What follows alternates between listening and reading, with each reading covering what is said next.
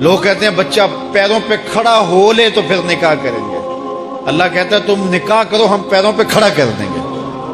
ہمارا فلسفہ اپنا ہے، اس کا حکم اپنا ہے. وہ کہتا ہے ابھی تو یہ اپنے لیے نہیں کماتا، تو جو آئے گی اس کو کہاں سے کھلائے گا؟ میاں جس نے آنا ہے اس نے اپنا رزق لے کے آنا ہے. تو بچوں کی شادیاں کرو، اگر وہ جوان ہو گئے رزق نصیب ہو. اپنے اہل خانہ کو نماز کے حکم دینے سے رزق بڑھتا ہے، کیونکہ جو صبح کا وقت ہوتا ہے یہ رزق کے بٹنے کا وقت ہوتا ہے. اور جس گھر میں صبح کے وقت لوگ سوئے ہوئے ہوتے ہیں وہاں بے برکتیاں ہوتی ہیں. تو طلوع فجر سے لے کر کے طلوع آفتاب تک اپنی اولاد کو، بیوی کو، بچوں کو نہ سونے دیں. اس وقت رزق بٹنے کے لمحے ہوتے ہیں.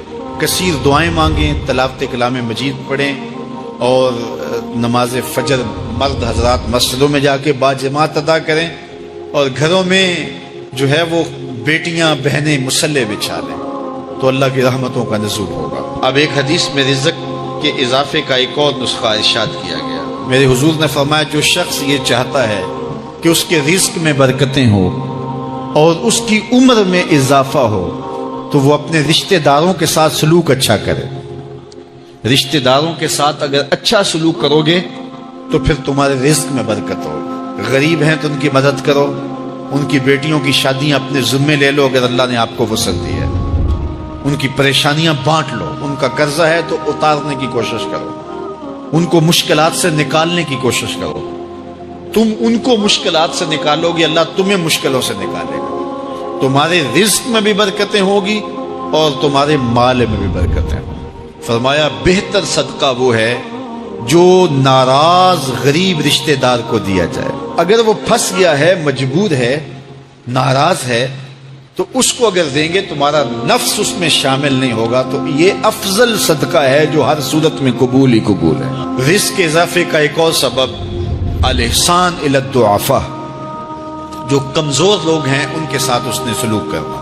الانفاق علی طلبۃ العلم، طالب علموں پہ خرچ کرنا، یہ بھی رزق میں اضافے کا سبب اور ذریعہ ہے. وہ حضرت بابا فرید نے کہا نا چھٹا رکن دین کا روٹی ہے. گھر میں کچھ نہ ہو تو پھر نہ نماز اور نہ ہی دیگر امور کی لذت آتی ہے. تو یہ رزق فراواں اور وسیع اور مبارک نصیب کر دے اللہ. تو اس کے لیے ایک اور وظیفہ میں دیتا ہوں، اور وہ یہ کہ مغرب کے بعد 21 مرتبہ سورۃ الکوثر پڑھ لیں، کثرت ہو جائے گی انشاءاللہ. اول خدوشی پڑھ لیں، 5-7 منٹ لگتے ہوں گے، تو سورہ کوثر 21 مرتبہ روزانہ مغرب کی نماز کے بعد پڑھیں. اور اگر بہت زیادہ مسائل ہیں تو ہر نماز کے بعد پڑھ لیں. تو انشاءاللہ آپ دیکھیں گے کہ گھر میں برکتیں اترتی محسوس ہوں گی، انوار کا نزول ہوتے محسوس کریں گے. تو یہ وہ رزق کے اسباب ہیں، اگر ہم اختیار کر لیں تو ہم اللہ کی خاص رحمتوں کے حقدار ہوں گے. اگر فن سے، علم سے آتا ہو رزق، تو میاں صاحب فرماتے ہیں بے وقوفاں دے نوکر ویکھے دانش مند سے آنے. بے وقوفاں دے نوکر ویکھے دانش مند سیانے. انگوٹھا چھاپ شخص ہوتا ہے اور MBA جو ہے تعلیم کے حامل، اس کے منشی بیٹھے ہوئے ہوتے ہیں. تو پھر اگر علم سے کمال آتا ہوتا تو جو ہے وہ فن سے دولت ملتی ہوتی، تو پھر اس انگوٹھا چھاپ کو کیسے ملتی؟ اور یہ جو اتنا تعلیم یافتہ ہے، ماہر معاشیات ہے، یہ تو تنخواہ پہ کام کر رہا ہے، اور وہ جو ہے وہ دولت کا اسے حساب ہی نہیں ہے کہ کتنی ہے. تو اس لیے اللہ فرماتا ہے کہ یہ مت سمجھو کہ یہ تمہارے فن کا کمال ہے، یہ تمہاری جو ہے وہ محنت کا نتیجہ ہے. اللہ فرماتا ہے اولم یعلموا، کیا انہیں نہیں پتا؟ ان اللہ یبسط الرزق لمن یشاء، جس کو چاہتا ہے اس کے لیے رزق کے دروازے کھول دیتا ہے. وَيَقْدِرْ، اور جس کے لیے چاہتا ہے اس کے لیے رزق کو تنگ کر دیتا ہے. کئی لوگ کتنی محنت کرتے ہیں، نتیجہ زیرو. اور کچھ لوگ کچھ بھی نہیں کرتے، وہ مٹی کو ہاتھ لگائیں اور سونا ہو جائے، اور کئی سونے کو ہاتھ لگائیں تو مٹی ہو جائے. تو پھر کوئی طاقت کار فرما ہے نا جو مٹی کو سونا بنا دیتی ہے اور سونے کو مٹی بنا دیتی ہے.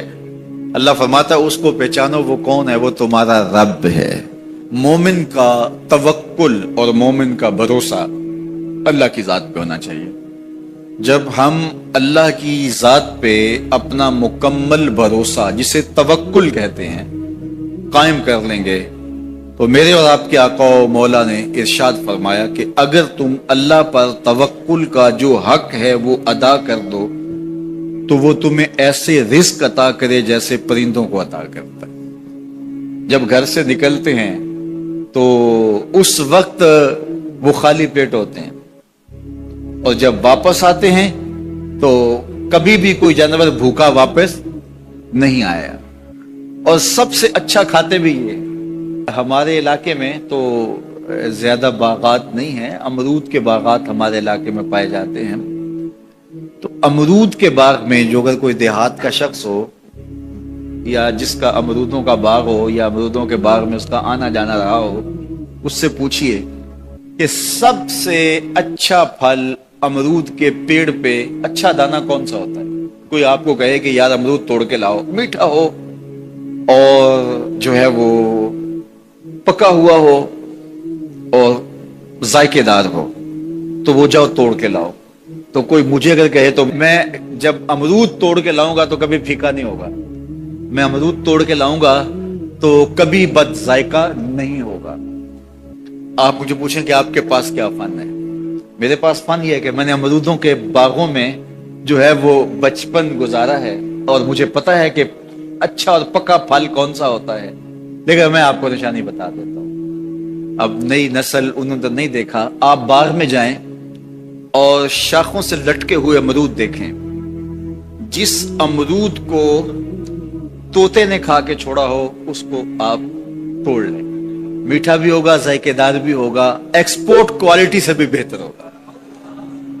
سب سے اچھا پورے پودے سے جو سب سے اچھا ہوگا وہ اس کو چونچ مارتا ہے اور پھر سارا کھاتا بھی نہیں ہے، تھوڑا سا لیا، نخرے والا آگے بڑھ گیا۔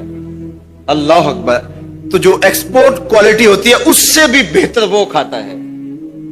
تو یہ اللہ پر توکل کرنے والے، ہمیں تو پتا ہوتا ہے نا ہم نے دکان پہ جانا ہے، ہمیں پتا ہوتا ہے ہم نے فیکٹری کام پہ جانا ہے، ہمیں پتا ہوتا ہے ہم وہ دہاڑی فلاں جگہ کرنے جانا ہے۔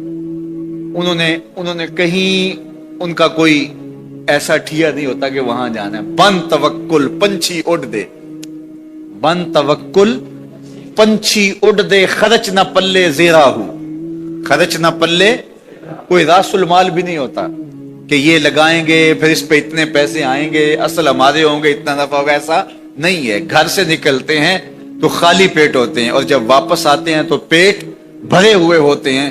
میرے اور آپ کے آقا و مولا نے کہا، مجھے پورا یقین ہے اس پہ، اور آپ کو بھی پورا یقین ہونا چاہیے، انشاءاللہ ہوگا، کہ میرے حضور نے فرمایا کہ اللہ پر جو توکل ہے وہ حق ادا کرو، پھر وہ تمہیں ایسے رزق دے گا جیسے پرندوں کو دیتا ہے، تمہیں پرندوں کو دیتا ہے۔ ایکسپورٹ کوالٹی، من کان للہ کان اللہ لہ، فرمایا تم اس کے ہو جاؤ وہ تمہارا ہو جائے گا۔ اللہ نے تمہیں پیسے دیے ہیں، نئی گاڑی تم نے خریدی ہے، چھوٹے بچے کا جوتا کیوں باندھ دیا آگے تم نے؟ جوتا باندھنے سے اگر یہ ایکسیڈنٹ سے، حادثے سے گاڑی بچ سکتی ہوتی ہے تو پھر پاکستان کے جتنے پی آئی اے کے جہاز ہیں سب پر باندھ دینا چاہیے، سب پہ جوتے لٹکے ہوئے۔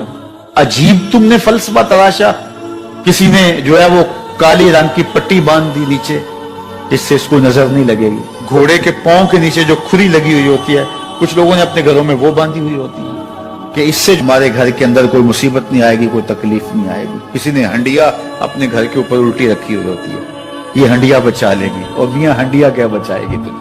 اللہ کے قہر سے کچھ نہیں بچا سکتا۔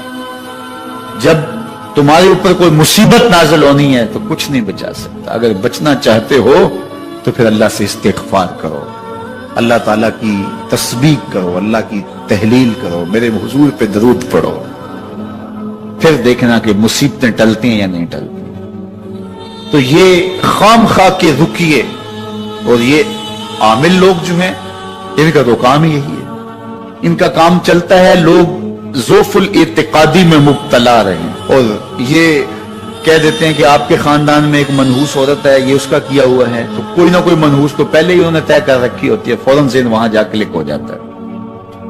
اس کا نون سے نام شروع ہوتا ہے، اس کا کاف سے نام شروع ہوتا ہے، اس کا جیم سے نام شروع ہوتا ہے، تو پورے خاندان میں کسی کا نام کاف، نون یا جیم سے تو شروع ہوتا ہی ہوگا، یا دوستوں میں، تو فوراً ذہن جو ہے ادھر منتقل ہو گیا۔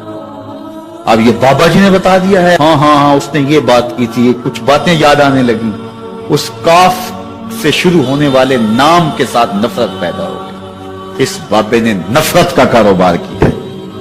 इसने तो 100 रुपए 200 रुपए ले लिए, लेकिन दो इंसानों के अंदर नफरत डाल दी। इसका गिरेबान कल कयामत के दिन पकड़ा जाएगा। इन मलंगों के पास, इन जोफुल इत्तेकादी को फैलाने वालों के पास कभी ना जाओ। तुम्हें मुसीबत पड़ी है, तुम्हें लग रहा है कि शायद मेरे ऊपर जादू है, तो पढ़ो ना सूरा बकरा, जादू जड़ से उखड़ जाएगा। 40 दिन अपने घर में सूरा बकरा पढ़ो, बरकत होगी।